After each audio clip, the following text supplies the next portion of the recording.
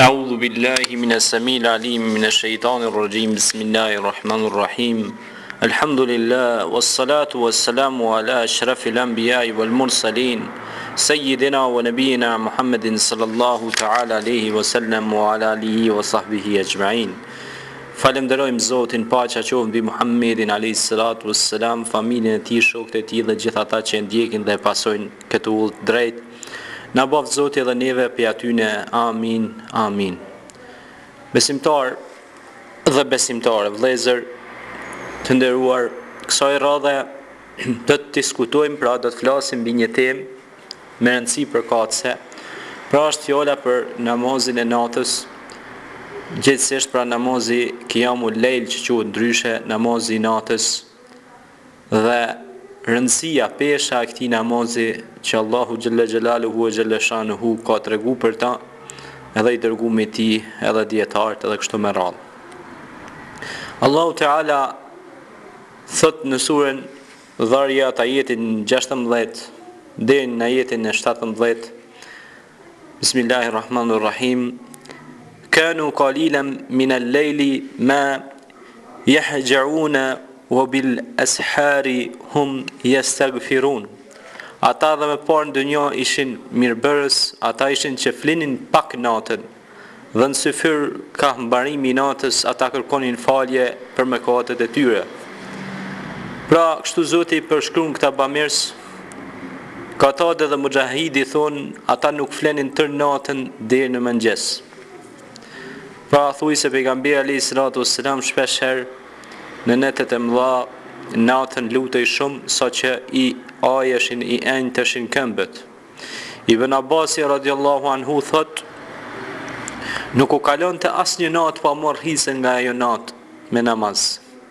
Allahu subhanahu wa ta'ala ka përshkruar besimtarët e sinqertë të Allahut të mëshirshëm dhe na thot, Walladhina yabituna li rabbihim sujjadan wa qiyama. Pra, dhe që për hir të Zotit tyre natën e kalojnë duke i bërë sejdë dhe duke qëndruar në këmbë falen. Pra, Furqan ajeti 64. Allahu Tebaraka wa Taala pasi përmend këtë adhurim të madhërisëm, përmend shpërblimin duke thënë: Tatajaffa junubuhum anil madaji'i yad'una rabbahum khawfan wa tam'a wa mimma razaqnahum yunfikun. Fala ta'lamun nafsun ma ukhfiya lahum min qurrati a'yuni jazaan bima kanu ya'malun. Pra, thot i madhreshmi Allah, i heqin trupat e tyre prej dyshekve, duke lutë Zotin e tyre nga frika dhe nga shpresa, dhe nga ajo që ne ua kemi dhënë pasuria e tyre, ata japin. Pra, për ata që kanë vepruar, nuk di askush për atë kënaqësi të zemrës e shpirtit, që është saktuar atyre si shpërblim, me që ata i fshehen veprat e tyre dhe shfrytzuan natën si perde. Allahu Tebaraka wa Taala u afshehu shpërblimin për t'ua bërë atë befasi apo dhurat. Shumë hadithe flasin mbi pesën dhe rëndësinë e namazit natës. Normalisht se pejgamberi alayhis salam ka thonë, namazi më i mirë pas farzit është namazi i natës. E transmeton Muslimi, Abu Davudi, Tirmidhiu dhe Nesaiu. Aisha radiallahu anha tregon se kana Rasulullah sallallahu alaihi wasallam, pra ka qenë Rasulullah sallallahu alaihi wasallam, që pasi falte Yacin i falte 11 rekate, pra i falte 11 rekate deri në mes. Jepte selam pas çdo 2 rekateve dhe në fund e fali vitrin 1 rekat. Sepse Allahu witrun yuhibbul witr. Allahu është tek dhe e don tekun. Pra, ndryshe vitri është kapaku i namazeve, dhe kush e ka bën jetë, për shembull, me fal namaz nate, duhet me lënë pra në përfundim 2 rekateve namazit natës, duhet me lënë vitrin në fund si kapaku në gjithë namazeve. Ku i treguan pejgamberit sallallahu alaihi wasallam se një njeri flet tër natën deri në mëngjes, ai tha: Këtij njeriu i ka urinuar në vesh i mallkuari, e përcjell Buhariu dhe Muslimi. Ebu Hurajra radiallahu anhu tregon se pejgamberi sallallahu alaihi wasallam ka thënë: shejtani i lidh 3 nyje çdo kujt në kokë kur bien gjumë. Tek çdo nyje thot: ke një natë të gjatë para vetes. Ke një natë të gjatë para vetes. Prandaj bëj gjumë të thellë. Kur zgjohet e përmend Allahun, i zgjidhet një nyje. Kur merr abdes, i zgjidhet dhe një nyje. Kur falet, i zgjidh dhe nyja e tretë. Ky njeri i gdhin zemër mirë dhe aktiv, përndryshe e gdhin zemër prishur dhe përtac. Buhariu dhe Muslimi. Na treguohet për Abdullah ibn Mesudin radiallahu anhu se kur binin njerëzit në gjumë, ai çohej dhe dëgjohej prej tij një zë si zhurma e bletëve deri në mëngjes. I është thënë Hasan el Basriut rahimullah, pse ata që falin namaz janë të bukur, tha sepse ata u vetmuan me Allahun e mëshirshëm dhe ai u dha drita nga drita e tij. Ai gjithashtu ka thënë, ndodh që njeriu të bëjë mëkat dhe për këtë shkak privohet nga namazi i natës. Një njeri ka thënë një njeriu të devotshëm, nuk mundem të falem natën, më tregoi laçin. Tha, mos bëj gjunahe ndaj Allahut ditën e ai të çon natën. Na treguohet se Sufjan al-Thauri ka thënë, jam privuar nga namazi natës 5 muaj për një gjunah që kam bërë. Abdullah ibn Mubarak ka thënë,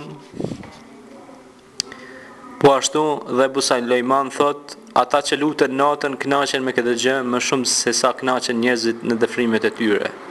Nuk do të dëshiroja të jetoj, po të mos ishte nata. Ibn Munkederi thot, prej kënaqësisë në dynja kanë mbetur vetëm 3 gjëra: namazi natës, takimi me vëllezër dhe namazi me xhamat.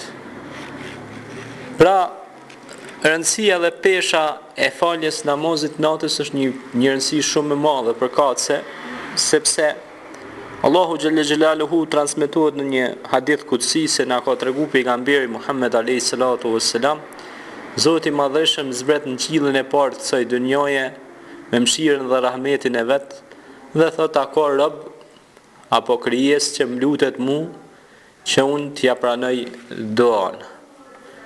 Namazin e natës e kanë praktikuar pejgamberët e Zotit, e ka praktikuar vetë pejgamberi Muhammed alayhi salatu wassalam, e kanë praktikuar sahabët, e kanë praktikuar pra shokët e Muhammedit alayhi salatu wassalam, e kanë praktikuar dhe tabiint dhe tabiin dhe gjeneratat e arta. Dhe ne si besimtarë kemi obligim pra një farë mënyre, normal se ai nuk është namaz farz pa çare më bë, është vullnetar, është me dëshirë pra, që është fal nafile natën. Pra nuk obligohesh pa çare me bë namazin e natës, nuk është pra farz. Namazi i natës është i pëlqyeshëm dhe është prej gjanave që e ka vepruar pejgamberi Muhammed alayhi salatu wassalam.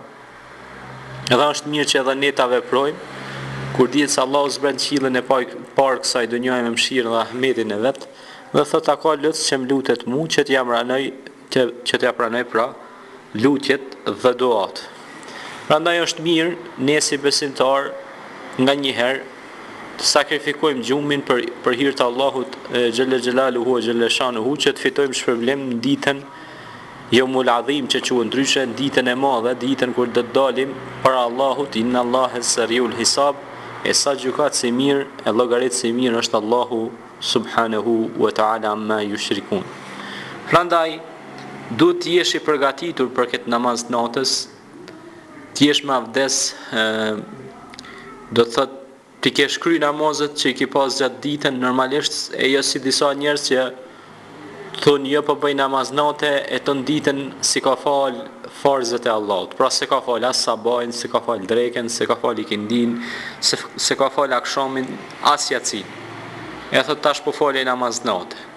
Jo, ti nuk e ke kryer një obligim, një farz, një kufim për kufimve të Zotit. Kur ti nuk e kryer kufit e Zotit, nuk ka pesh ai namazi i natës. Ti pra normal padyshim ti shpërblimin ke më marr për çdo namaz, por mbi gjitha ti je i thirrur si musliman që të falesh namazet obligative që janë kohën e vet. Inna salata kanat ala al-mu'minina kitaban mawquta, Pra sepse namazi është obligim për besimtarin kohën e caktuar, pra. Si në kohën e caktuar, për shembull, sabahin kohën e vet, dreka në kohën e vet, ikindia në kohën e vet, akshamin në kohën e vet, yatsia në kohën e vet. Pra 5 kohët e namazit. Këto janë obligative për ty si besimtar, si musliman, që ke pranu shahadetin, ke pranu shtyllat e islamit, të imanit dhe ihsanin dhe shenjat e kiametit dhe ato çka është urdhëruar pe Allahut dhe të dërgumit të tij. Kështu që këto të gjitha kur i pranon, atëherë je i gatshëm për me bë plotësime të tjera që janë plus për ty, sepse do të merret robi ditën e kiametit edhe kur të merret llogarit, kur ka gjunohe të vogla, do të merret llogaria ka pas në nafile, në gjën vullnetar apo në punë të mirë, në vepër që punët e mira më kompenzua ato gjunohet vogla që i ka pas, e kështu që edhe rahmeti e mëshira Allahit dhe ai me fitu xhenetin e Zotit subhanahu wa ta'ala amma yushrikun.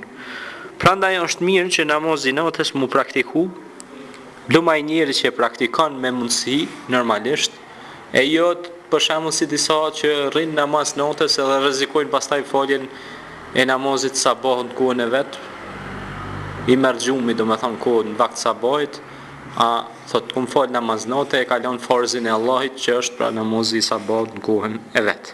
Kështu që gjithmonë duhet ju japim prioritet ose përparësi namazeve të cilat janë obligative për në kohën e vetë. E pastaj vinë namazet tjera, nafile, vullnetare, e kështu me radhë. Prandaj, për të qenë Zoti i kënaqur me ne, me ju, me të gjithë, është mirë të praktikojmë edhe nafilet, edhe namazet vullnetare, edhe për shembull namazet, për shembull salatu dua, pastaj është edhe namazi për shembull istihares, namazi nevojës, për shembull pejgamberi selam ka fal namaz istihare për kur ka dashur me bën një tregti ose kur ka dashur me bën një vepër ose kur ka bler diçka për mi dhënë Zoti hajrin e qasaj ose ka sugjeruar të rive me fal namaz istihare edhe për martesë, për fejese, për vepra, kontrata e tjera se në ndryshme. Që nëse Allahu ta ka bën hajër që sen, me lut Allahun me ta bën nasib, e nëse nuk e ka bën hajër për ty me lut Allahun me ta largu një minutë më parë. E kështu që prandaj edhe namazi natës e ka këtë veçori që të bësh dua se dua të pranohen për të mirë me të mbrojt Zoti prej të këqijave e me dhënë të mira inshallah ajma'in salihin siddiqin shuhada. أقول قولي هذا واستغفر الله لي ولكم فاستغفروه إنه هو الغفور الرحيم. السلام عليكم ورحمة الله تعالى وبركاته.